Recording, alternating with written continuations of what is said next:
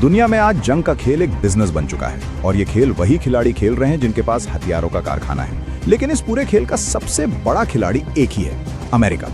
America ये खेल सिर्फ दो चीजों से खेलता है, पहला उसका डॉलर और दूसरा है हथियार। जिस देश की इकोनॉमी डॉलर पर टिकी है वो देश कभी अमेरिका के खिलाफ जा ही नहीं सकता, और जो देश अमेरिका के खिलाफ जाता है वहां से युद्ध की शुरुआत होती है। युद्ध में सबसे ज्यादा जरूरत किस चीज की होती है? हथियार। तथ्य देखिए, दुनिया के टॉप 10 हथियार कंपनियों में से 7 कंपनियां अमेरिका की हैं, सिपरी रिपोर्ट 2023 के अनुसार।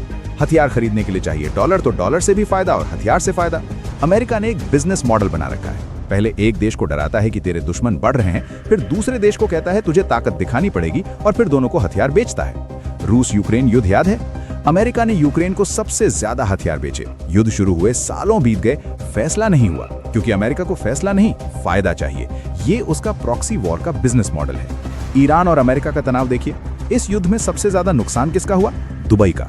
अमेरिका ने दुबई को अपना एयर डिफेंस सिस्टम बेचा और कहा कि मैं तुम्हारी सुरक्षा की गारंटी देता हूं, और फिर उसी दुबई के बगल में ईरान से जंग खड़ी कर दी। जिस आदमी को आप सुरक्षा देते हो उसके घर के सामने आग लगाते हो, ये है अमेरिका की इंश्योरेंस पॉलिसी।